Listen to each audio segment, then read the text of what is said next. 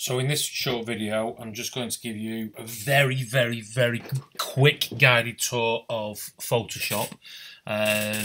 It can only be quick really because Photoshop has many menus, buttons, options, tools, settings, and to try and throw it all at you in one go is clearly way too much. So I wanted to show you just a couple of very quick things about that will get you started on it.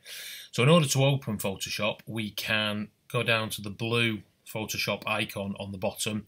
We can click it once. If it's already open, as mine is down in this bottom right hand corner, if it's already open, it will just reappear very quickly. If it is already open, I can actually just click here on the bottom right hand corner and he says it will reopen.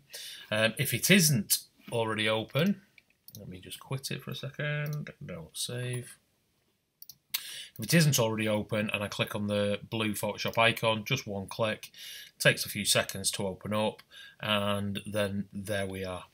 In terms of opening an image to work on, I can either, in very much the same way as you would using Word or Excel, I can start off by going to File, Open, and then I can actually tell it where the file is. So in this case, if I've got something on desktop, I've got a folder already on desktop called No Focus, and then if I pick an image and press Open, and you will see a few seconds later that image opens.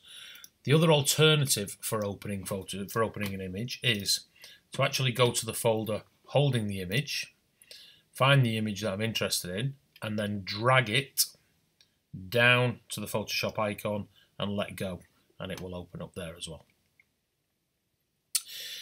In terms of Photoshop, I wanted to show you the main basic menus. So our first area to take note of is your left hand side here.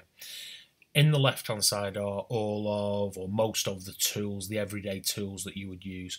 The nice thing about modern day Photoshop is when you hover over one of these tools, a little pop-up window appears and gives you the name of the tool and sort of shows you a little example of what that tool does as well. So it makes finding the right kind of tool much easier.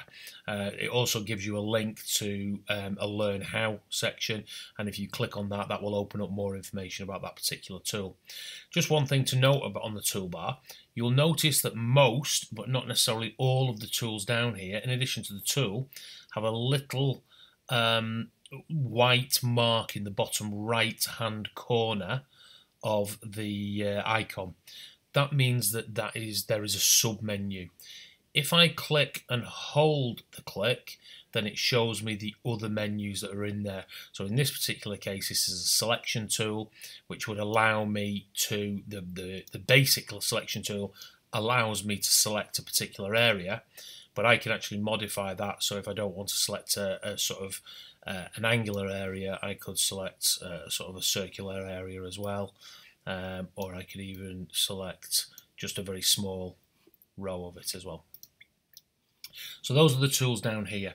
There are additional tools that don't fit on this bar, and if you go to the three little dots at the bottom, click and hold, and it will allow you to edit the toolbar, and if you have tools missing, another menu will appear which shows you all of the sort of missing tools that are down there. I actually have all mine set to appear on the left hand side. If by any chance the first time you open up Photoshop it doesn't look like the one that you are looking at right now, you can modify the view of Photoshop, and if you do that by going to Window and Workspace, and you can actually have it set, so if you are a graphic designer would typically have it set to look like this.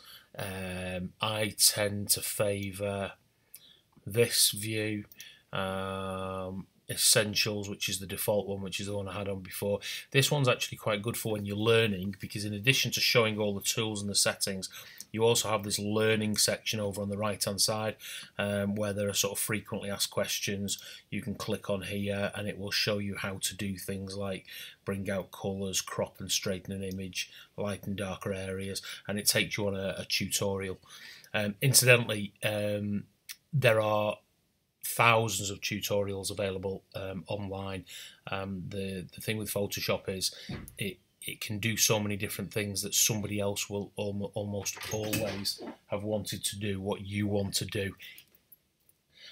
So if you go on and type in how to crop an image, you will find the answers on Google.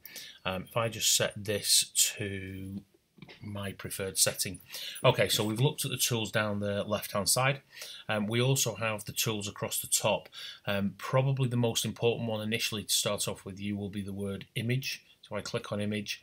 There are options in here, so I can turn my image grayscale. I can do some search, so allow Photoshop to automatically make some corrections. I can rotate the image, but I can also, if I go to adjustments, there are tools in here. If I wanted to turn an image black and white, for example, I simply go to the black and white tool. When I do that, it turns the image black and white, but it also gives me options. So what has happened at the moment is Photoshop has given me its version of black and white, but by changing these channels, I can choose my version of black and white. And I think it's very, very important that you take control of your images and you be the person that makes the changes rather than just accept what Photoshop automatically gives you. In exactly the same way as you can in Word or Excel, if you do something and you don't like it, there's nothing stopping you from going edit, undo black and white, and you can go backwards. If you do something and you've spent quite a long time making changes, and you've made so many changes you can't really remember what you've done or how you've done it. Let's see if I do something like that. The worst thing that can possibly happen now is that I get to a point where I think I've ruined that, that's no good, but I can't remember how to get back to the beginning. So what I do is I go close. When it asks me if I want to save it, I say don't save, and then I start again. And the worst thing that's happened is I've lost a bit of time, but hopefully learned something along the way. Have a play, try and become familiar. You can't do any damage, and like I say, worst case scenario, close your image and start all over again.